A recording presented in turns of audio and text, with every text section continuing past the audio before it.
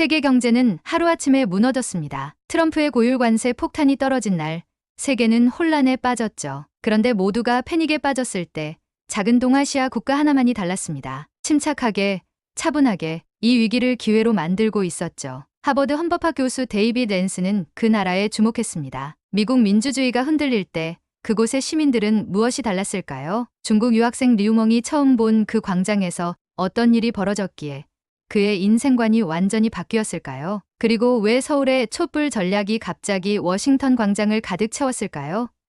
트럼프의 관세와 한국의 촛불이 만나 일으킨 세계적 파장. 그 비밀스러운 연결고리를 함께 알아보실까요?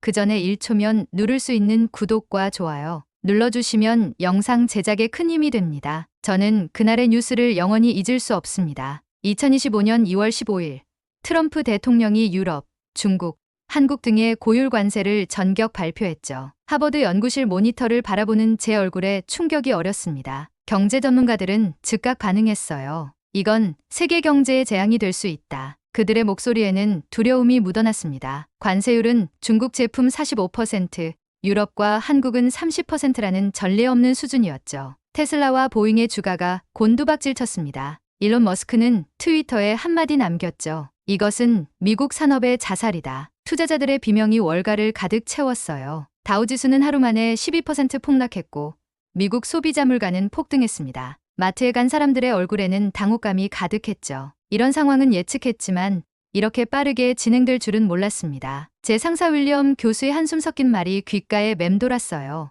이건 1930년대 대공황 시기 스무트 올리 관세법의 재현입니다. 역사는 반복되는군요. 워싱턴과 뉴욕 거리는 분노한 시민들로 가득 찼어요. 핸즈오프 시위가 시작됐습니다. 그들의 구호는 단순했죠. 우리 경제에서 손 떼라. 시위대는 밤낮으로 백악관과 월스트리트 앞을 가득 메웠어요. 그들의 요구는 단호했습니다. 관세 철회, 시장 안정화. 하지만 놀랍게도 한국의 대응은 달랐어요. 침착했습니다. 제가 본 서울의 뉴스에서는 정부와 기업이 냉정하게 상황을 분석하고 있었죠. 대통령은 즉각경제 비상대책회의를 소집했고 기업들은 새로운 시장 개척을 위한 전략을 수립하고 있었습니다. 한국산업통상자원부 장관의 기자회견이 인상적이었어요. 우리는 이전에도 수많은 위기를 극복했습니다. 이번에도 할 수 있습니다. 글로벌 언론들도 이를 놓치지 않았죠. CNN, BBC, 로이터 모두 한국 경제학자들의 위기 대처 능력을 집중 조명했습니다. 아시아의 작은 나라가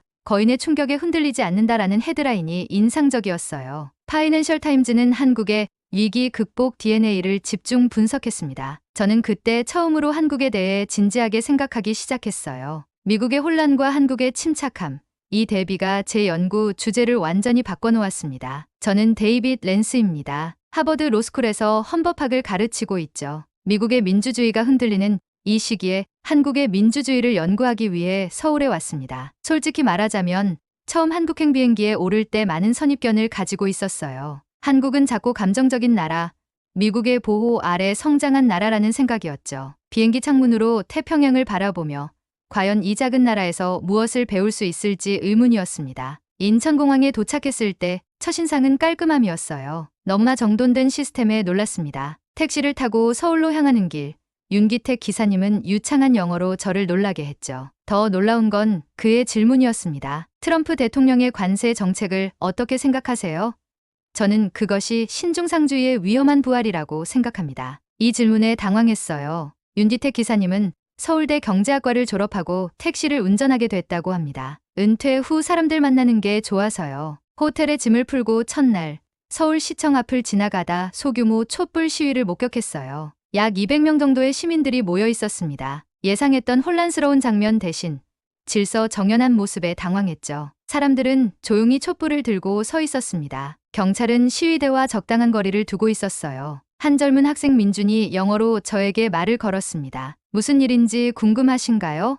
민준은 친절하게 설명해 주었죠. 우리는 정부의 새로운 노동정책에 반대하는 겁니다. 하지만 폭력이나 혼란은 없어요. 그건 우리 방식이 아니니까요. 민준의 설명은 명확했고 논리적이었습니다. 저는 그 말에 깊은 인상을 받았어요. 시위에 참여한 모든 사람들이 각자의 공간을 존중하며 심지어 시위가 끝난 후에는 자발적으로 쓰레기를 정리하는 모습이었죠. 이건 제가 본 어떤 시위와도 달랐습니다. 워싱턴 DC에서의 시위는 항상 일정 수준의 혼란과 긴장이 있었어요. 그날 밤 호텔 방에서 저는 제 노트에 이렇게 적었습니다. 작은 나라, 큰 시민 의식. 이 문장이 제 연구의 시작점이 될 줄은 몰랐어요. 서울의 밤은 조용했지만 그 조용함 속에 강력한 무언가가 숨어 있었죠. 바로 성숙한 시민사회의 힘이었습니다. 서울대학교 관악 캠퍼스는 봄 기운으로 가득했습니다. 김준호 교수와의 첫 미팅은 정치외교학부 건물 3층 연구실에서 이루어졌어요. 그의 연구실 책장에는 한국 정치사와 민주화 운동에 관한 책들이 빼곡했죠. 김준호 교수는 촛불 집회 백서라는 공동 연구를 제안했습니다. 우리 민주주의의 역사는 짧지만 강렬합니다. 그의 목소리에는 진심이 담겨 있었어요.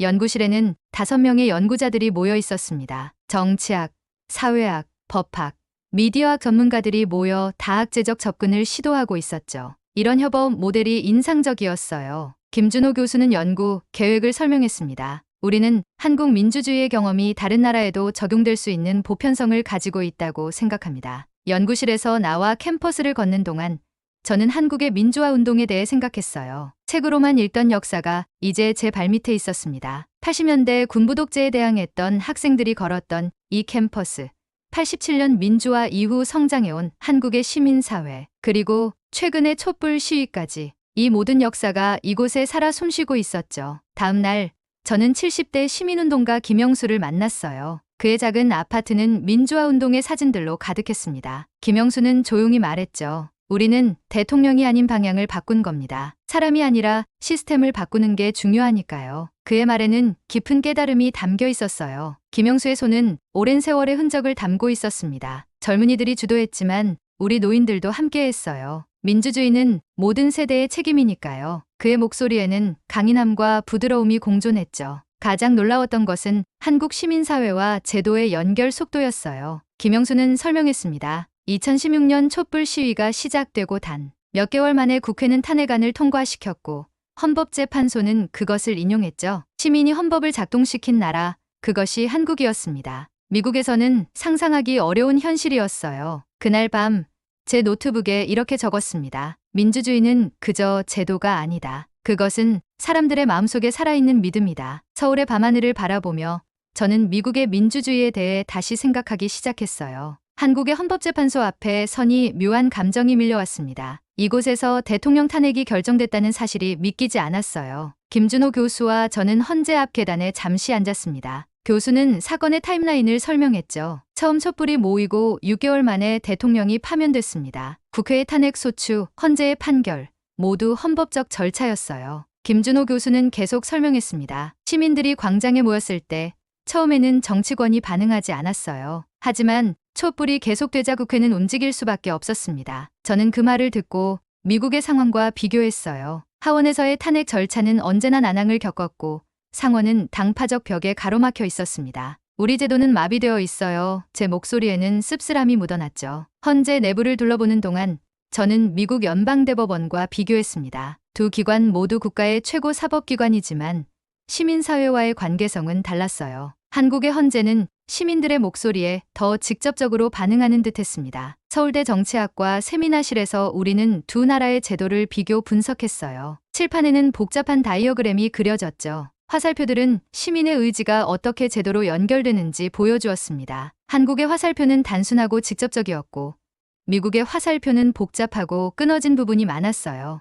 미국은 시민이 제도를 움직일 수 없는 나라가 되어버렸습니다. 이 말을 하는 순간 제 가슴이 무거워졌어요. 세계 최초의 현대적 민주주의 국가였던 미국이 이제는 그 시스템의 한계에 갇혀 있었죠. 반면 한국은 빠르게 진화하고 있었습니다. 한국 민주주의의 핵심은 제도와 시민이 연결된 시스템이었어요. 시민들은 광장에 모였고 제도는 그들의 목소리에 반응했습니다. 미국은 세계의 교사라 자부했지만 이제 학생이 되어야 할 때입니다. 제 말에 김준호 교수는 미소를 지었죠. 좋은 선생님은 항상 배우는 자세를 잃지 않습니다. 그날 밤 저는 하버드의 동료들에게 긴 이메일을 보냈어요. 주제는 단순했습니다. 우리는 한국에게서 배워야 한다. 보내기 버튼을 누르는 순간 이것이 제 학문적 여정의 전환점이 될 것임을 직감했습니다. 서울대 중앙도서관 4층 연구실에서 밤을 새우며 논문을 작성했습니다. 한국 촛불 시위의 구조와 전술, 미국 민주주의를 위한 교훈 제목을 타이핑하는 순간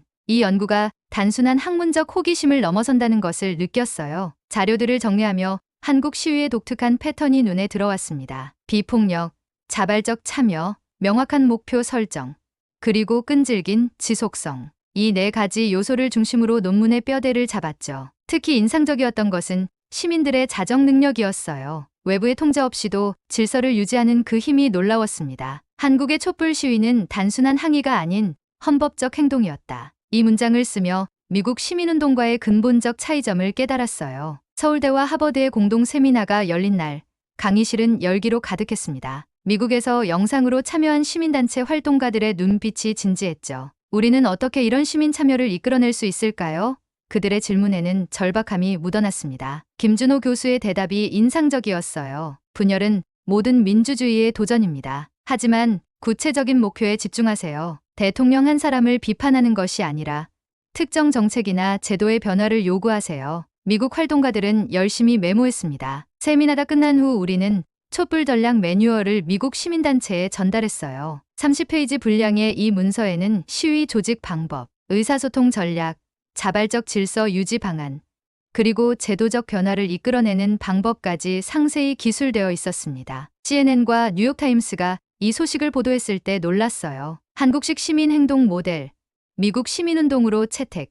이 헤드라인은 제가 꿈꾸던 변화의 시작이었습니다. 서울의 전략이 워싱턴 광장으로 건너가는 순간이었죠. 김준호 교수는 조용히 말했습니다. 역사적인 순간입니다. 한국이 민주주의 전술의 수출국이 된 거죠. 저는 깊이 동의했어요. 작은 나라의 큰 지혜가 세계를 변화시키는 순간이었습니다. 밤늦게 서울 한강변을 걸으며 생각했어요. 민주주의는 끊임없이 진화하는 생명체와 같다. 강물처럼 흐르면서도 그 방향은 시민의 손에 의해 결정된다는 것을 한국에서 배웠습니다. 서울대 수업에는 다양한 국적의 학생들이 있었습니다. 그중 중국인 유학생 리우멍이 특별히 기억에 남았어요. 첫 수업 때 리우멍은 공개적으로 의견을 표했죠. 한국은 유난스럽습니다. 왜 이렇게 자주 시위를 하나요?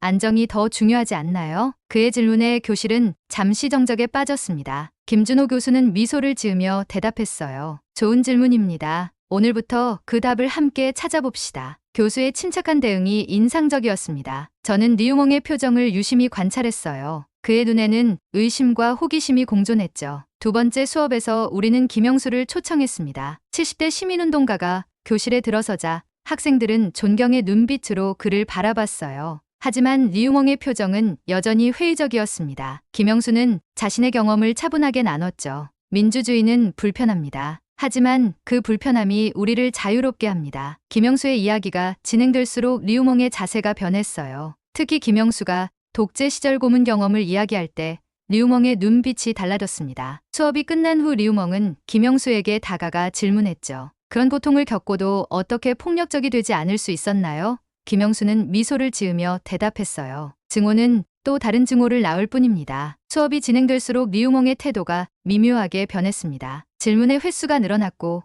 그 내용도 달라졌어요. 시민들은 어떻게 자발적으로 모일 수 있었나요? 어떻게 폭력 없이 질서를 유지했나요? 리우멍은 점점 더 많은 시간을 도서관에서 보내기 시작했습니다. 한 달 후 현장 학습으로 광화문 광장에 갔을 때 저는 리우멍의 변화를 확실히 느꼈어요. 그는 광장의 역사와 상징성에 대해 진지하게 경청했습니다. 광장 한가운데 서서 리우멍이 말했죠. 이곳에서는 시민의 목소리가 실제로 변화를 만들어냈군요. 마지막 수업 날 리우멍은 모두를 놀라게 하는 질문을 했어요. 중국에서도 이런 변화가 가능할까요? 교실은 다시 한번 침묵에 빠졌습니다. 김준호 교수는 조심스럽게 말했죠. 모든 나라는 자신만의 경로가 있습니다. 하지만 민주주의의 기본 가치는 보편적일 수 있습니다. 이 순간 저는 깨달았어요. 한국이 권위주의 국가의 청년의 인식을 바꾸고 있었습니다. 진짜 민주주의는 TV가 아닌 거리에서, 교실에서, 일상의 대화 속에서 배우는 것이었죠. 리우멍의 변화는 작지만 의미 있는 시작이었습니다. 그날 밤 리우멍은 제게 조용히 물었어요. 랜스 교수님, 제가 중국으로 돌아가면 어떻게 해야 할까요? 저는 그의 어깨를 토닥이며 대답했습니다. 당신이 배운 것을 기억하세요. 변화는 항상 한 사람의 질문에서 시작됩니다. 보스턴 로건 공항에 내리자 미국이 낯설게 느껴졌습니다. 석 달간의 서울 생활이 저를 바꿔놓았어요. 하버드 캠퍼스로 향하는 택시 안에서 운전사는 트럼프의 새로운 정책에 대한 불만을 토로했습니다. 사람들은 힘들어지고 있어요. 이 관세 때문에 모든 물가가 올랐습니다. 하지만 우리가 할 수 있는 게 뭐가 있겠어요? 그 말에 제 가슴이 아팠어요. 아니요.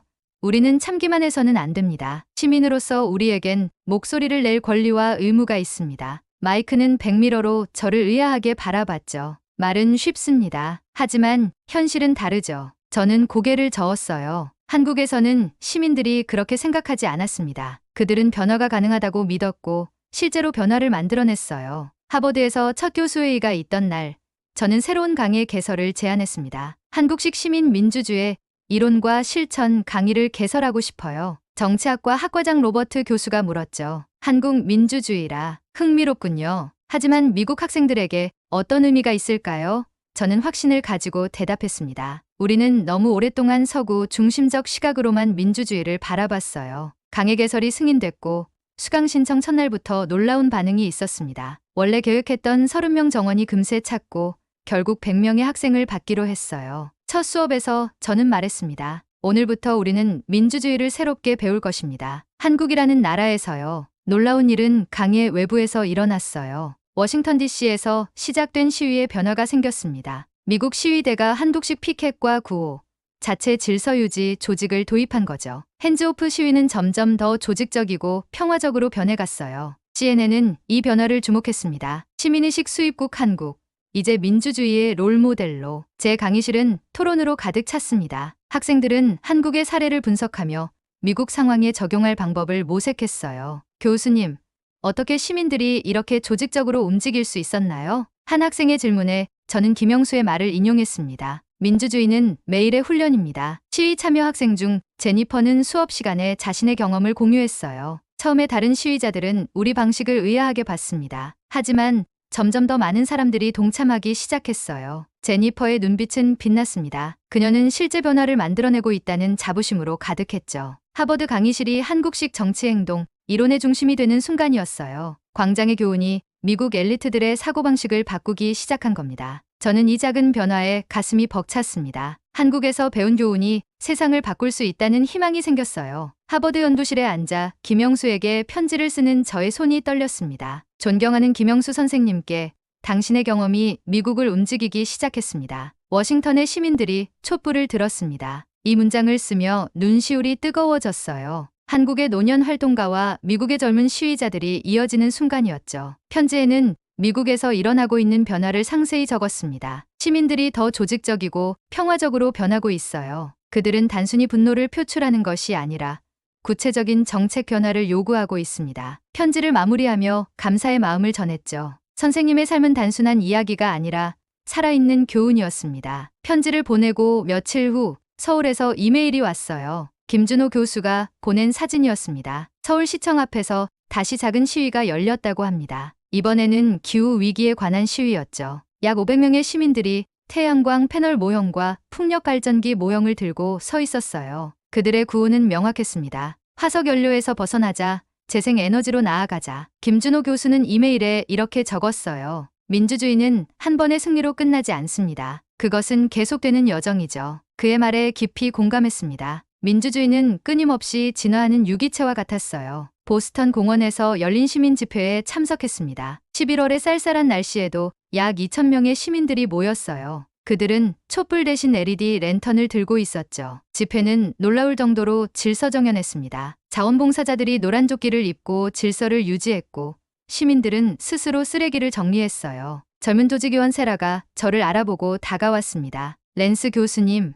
교수님의 책을 읽었어요. 한국의 경험이 우리에게 큰 영감이 됐습니다. 세라는 저를 다른 조직위원들에게 소개했죠. 그들은 모두 20대, 30대 젊은이들이었어요. 마이클이라는 청년은 말했습니다. 우리는 단기적 성과보다 장기적 변화에 집중하고 있어요. 한국의 민주화가 하루아침에 이루어진 것이 아니라는 걸 배웠거든요. 집으로 돌아오는 길에 생각했습니다. 진짜 민주주의는 반복되는 연습이라는 것을요. 완벽한 시스템은 없지만 시민들이 끊임없이 참여할 때 민주주의는 살아 숨쉬는 법이죠. 한국에서 배운 가장 큰 교훈은 바로 그것이었어요. 연구실 책상에 앉아 새로운 책의 서문을 쓰기 시작했습니다. 이 책은 한국 시민들에게 바칩니다. 그들은 오늘도 광장에서 역사를 씁니다. 머릿속에는 수많은 이야기가 떠올랐어요. 김영수의 주름진 얼굴, 리우몽의 변화하는 눈빛, 광화문 광장의 수많은 촛불들. 그리고 이제 보스턴 공원의 젊은 활동가들까지 미국 전역에서 새로운 시민운동이 싹트고 있다는 소식이 들려왔습니다. 데일리 비스트의 기사 제목이 인상적이었어요. 미국 시민운동의 새로운 물결, 한국에서 배우다. 그들은 촛불을 들고 있었습니다. 처음에는 작은 불빛이었지만 점점 더 밝아지고 있었죠. 촛불은 끝나지 않았어요. 이제는 세계가 함께 들고 있었습니다. 저는 창가에 서서 하늘을 바라봤어요. 서울과 보스턴은 지구 반대편에 있지만 같은 하늘 아래에 있다는 생각이 들었습니다. 민주주의의 여정은 끝이 아닌 시작이었죠. 그리고 그 여정에서 한국과 미국은 이제 서로에게 배우고 있었어요. 김영수의 말이 떠올랐습니다. 우리는 대통령이 아닌 방향을 바꾸었어요. 그 말의 깊은 의미를 이제야 완전히 이해할 수 있었죠. 민주주의는 단순히 지도자를 선출하는 것이 아니라 시민들이 사회의 방향을 결정하는 것이었습니다. 관세와 촛불로 시작된 이 이야기는 단순한 학문적 연구를 넘어섰어요. 그것은 시민의 힘에 대한 증언이었고 변화의 가능성에 대한 희망이었습니다. 저는 이제 확신해요. 민주주의의 불꽃은 어떤 폭풍 속에서도 꺼지지 않을 것입니다. 관세와 촛불, 한국의 민주주의, 트럼프의 미국의 질문을 던지다. 여러분은 이 이야기를 듣고 어떤 생각이 드셨나요? 여러분의 생각을 아래 댓글에 남겨주세요. 그리고 감동적인 사연을 주변 사람들과 공유하고 함께 이야기 나눠보세요. 마지막으로 1초밖에 걸리지 않는 구독과 좋아요, 알림 설정은 영상 제작에 큰 힘이 됩니다.